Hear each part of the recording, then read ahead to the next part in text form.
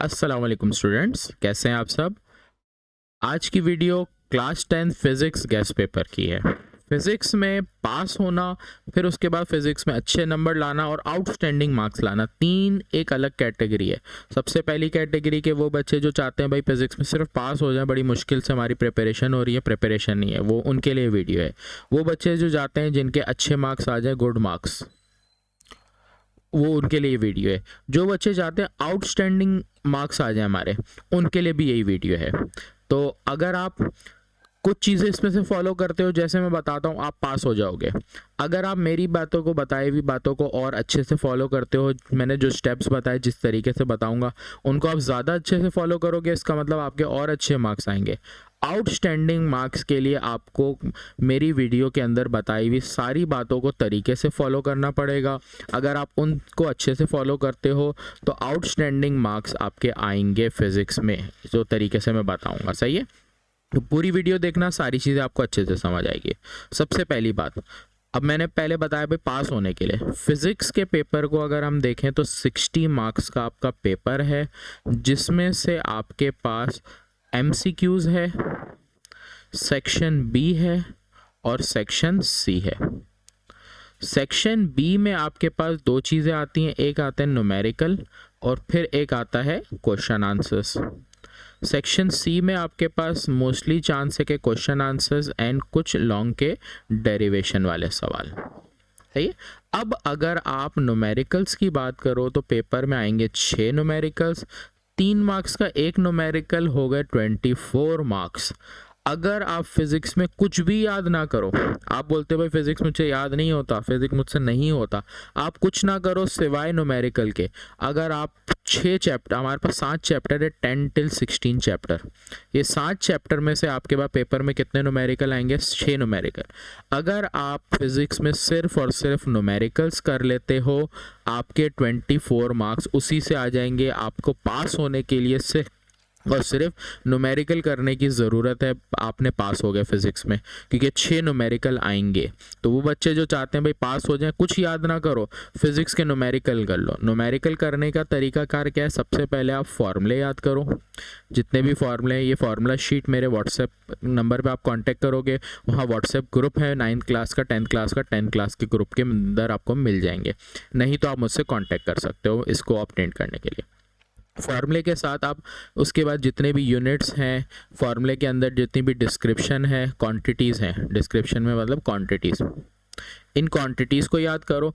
फिर आप न्यूमेरिकल की प्रैक्टिस करो। न्यूमेरिकल की प्रैक्टिस के लिए भी मेरी वीडियोस हैं, उन वीडियोस को अच्छे से देख लो। न्यूमेरिकल्स की जो न्यूमेरिकल मैंने अपने टारगेट पेपर में लिखे हैं, उन सारे न्यूमेरिकल अच्छे से प्रैक्टिस कर लो, अच्छे से समझ के, रटो मत। प्रैक्टिस कर लोगे, आपका 24 मार्क्स का पार्ट इसी से निकल जाएगा।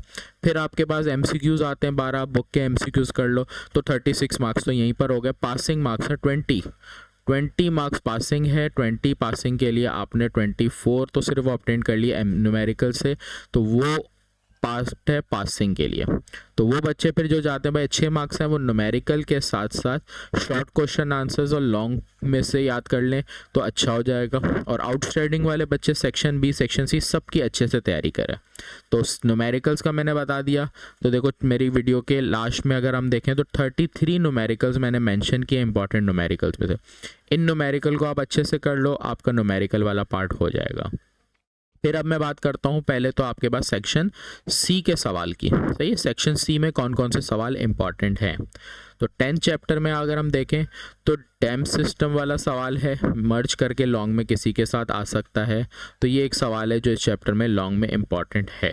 सही है। इसके अलावा एक और सवाल मैं लिखना भूल गया, रिपल टैंक ये रहा ना, ये रिपल टैंक का सवाल है, ये इंपॉर्टेंट है। सिंपल हार्मोनिक मोशन इस साल के लिए थोड़ा सा कम इंपॉर्टेंट है। इनमें से मे भी चांस है कि इन दोनों में से कोई एक आ जाए, नहीं तो ज़्यादा इंपॉर्टेंट नहीं है। बॉल बाउल सिस्टम है, बहुत कम चांस है इसके भी आने के, लेकिन मैंने लॉन्ग में लिखा है कि अगर इस चैप्टर से कोई एक न्यूमेरिकल आया, सबसे ज़्यादा फेवरेट ट्रिपल टैंक का है, कम इंपॉर्टेंट ये वाले थे। सही है, तो इनको आप अच्छे से कर लो, आपका लॉन्ग का पार्ट इस चैप्टर का आएगा। चैप्टर 10 में अगर लॉन्ग का सवाल आया तो electric bell jar experiment with diagram. सही है, डायग्राम के साथ आप करोगे और factor affecting speed of sound. ये दोनों सवाल लॉन्ग या शॉर्ट में इंपॉर्टेंट है। चैप्टर 12 की बात करें तो चैप्टर 12 में डायरेक्टली लॉन्ग का सवाल नहीं है, ये सवाल शॉर्ट के हैं। अगर आप इन्हीं सवालों को शॉर्ट के लिए करते हो तो मे बी कोई सवाल मर्ज करके लॉन्ग में दे सकता है, सही है। चैप्टर 13 में लें तो अच्छे खासे सवाल हैं।